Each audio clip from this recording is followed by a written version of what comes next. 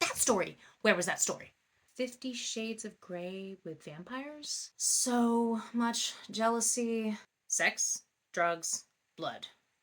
Repeat. It just wasn't a book for me, and I blame the marketing for that. Trying to be positive? There's a cat. Hello, hello. I'm Holly. I love books. I love plants. I love cats. Let's talk about it. Today I want to talk about House of Hunger, the most recent vampire gothic novel I just read. I was sold this dark vampiric mystery.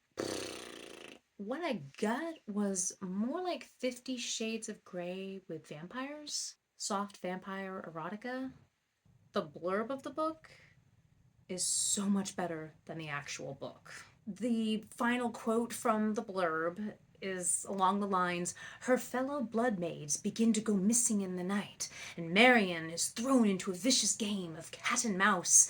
She'll need to learn the rules for the new home, and fast, before its halls become her grave.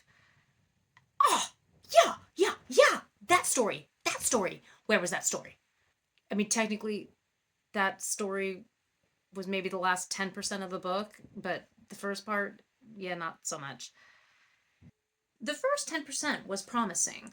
We're introduced to Marian, who is barely scraping by in the slums of this fictional world, just a hopeless situation, no real future.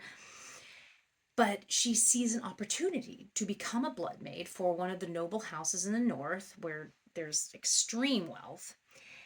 And she takes the opportunity. Within these noble houses, the consumption of blood is seen as more of a medicinal thing, a cure-all for ailments.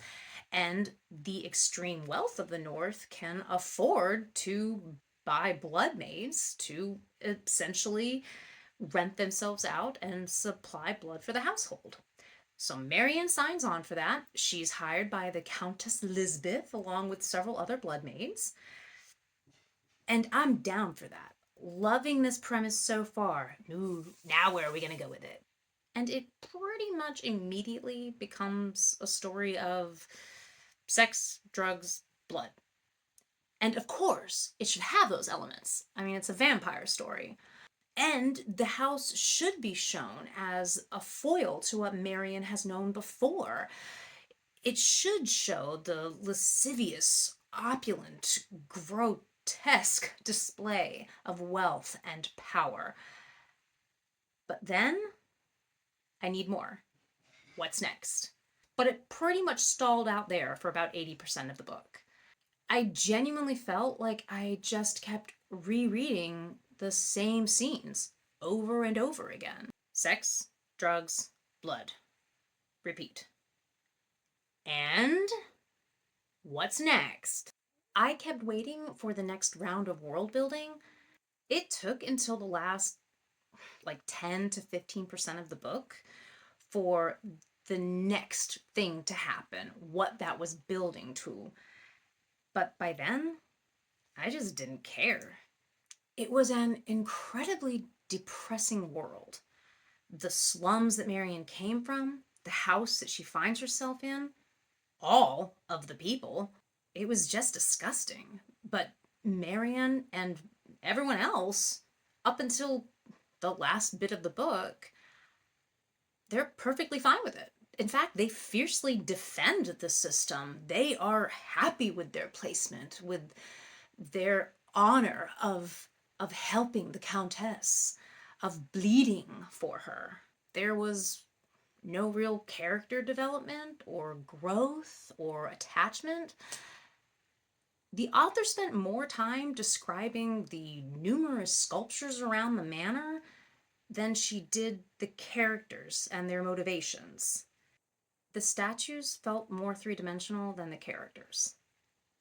It also just felt very immature to me. Marian is supposed to be 20, and it felt like I was reading the diary of a 15 or a 16-year-old. There's insta-love that happens, which I'm never a fan of at the best of times, But when you also put it into this horrific power dynamic, just no, no. There's lots of jealousy, there's lots of drama. It's very high school to me. I think we were supposed to see Marion as this survivor, as a perceptive individual who grew up with nothing, who grew up in the slums and could survive anything.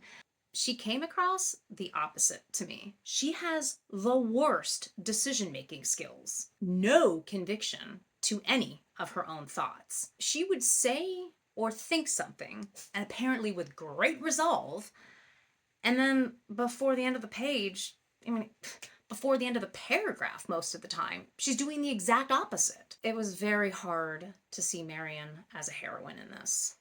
At one point, I actually wondered if I wasn't supposed to like anybody. Like maybe that was the point.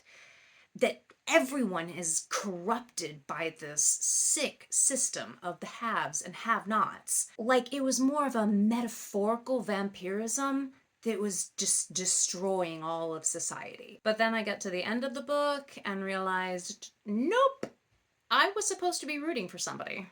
This felt like reading a soap opera, very melodramatic. And I'm not a soap opera person, so I think really this just wasn't a book written for me. There were obvious plot points, shallow characters, insta-love, jealousy, so much jealousy, silly circumstances that really seemed to be written in just to get the character to the next drama point. This is what I imagine 50 Shades of Grey would have been like if it had had vampires. And to be fair, I haven't actually read 50 Shades of Grey, but that's because it was marketed as what it was. It was marketed as a lusty power play erotica, and that just ain't my thing. So I knew not to spend my time with 50 Shades of Grey. I wasn't expecting that with this book. Vampires? Gothic? Mystery? Yes, please. That's not what I got. This book didn't deliver on that marketing, in my opinion. If you want drama and lust and opulence and a gothic manner, then give it a try, for sure. Just don't expect loads of world building, which was my mistake. But there is an atmosphere that embraces the sensual, alluring, powerful side of the vampire myth. It's also something that intensely embraces sapphic intimacy. However, I cannot possibly say that this was a representation of a sapphic love story, which I've heard some people say. I think we were supposed to question by the end of the novel whether love was really a part of this story. But, no. Just no. Not with that kind of power dynamic at play. Marion was livestock, not love. Now, if power plays are a turn on for you, then go forth, read and be Randy. Have fun. But it wasn't what I was expecting from this book. It just wasn't a book for me, and I blame the marketing for that. Trying to be positive? There's a cat. Okay, a few criticisms about this thing, and here's the spoilers. Tune out if you don't want to know. How did she not know that you don't retire in wealth after being a blood maid? There were 27 noble houses. Yeah, maybe only 4 are still active and powerful, but 27 houses over the lifetime of this society. And that would mean for hundreds of years, when they were all powerful, for hundreds of years, with multiple blood maids in each house, with their indentured servitude being 7-year contracts, that would be hundreds of retired blood maids that should be floating around. And yet there aren't any? How did they get that tail to stick? Maybe something was wrong with this too good to be true situation.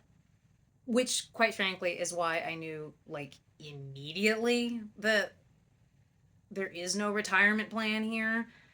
I don't think that was necessarily supposed to be a twist, but it certainly didn't add to the tension of a gothic mystery for me. It was like, yeah, obviously. Also, here's kind of that waffling thing I was talking about as far as Marion. The scene right before Marion discovers the wretch and turns on Lisbeth, the scene right before that, Marion is ready to rip out her own molars.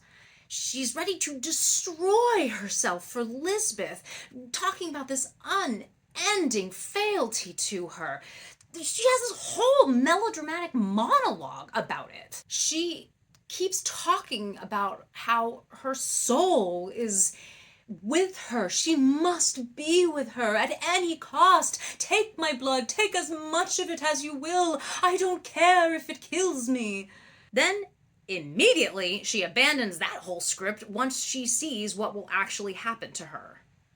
And all the other bloodmates go right along with her, even though she has absolutely no proof of this. She just comes in rambling about this whole plot that's going on that none of them figured out. And this is after we've spent the entire book having it drilled into us that bloodmates are there for the sole purpose of serving their master, and there is no greater honor, and there is nothing greater than to bleed.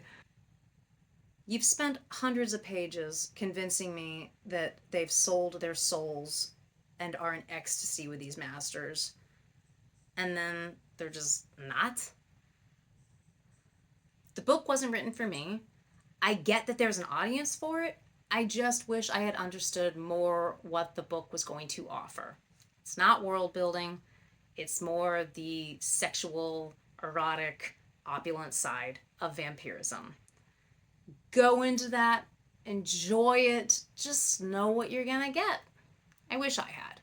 Anything you'd like to add? Comment below, follow along. Have a great day. Bye. Stop. No, no, no. No, no, no. Quick.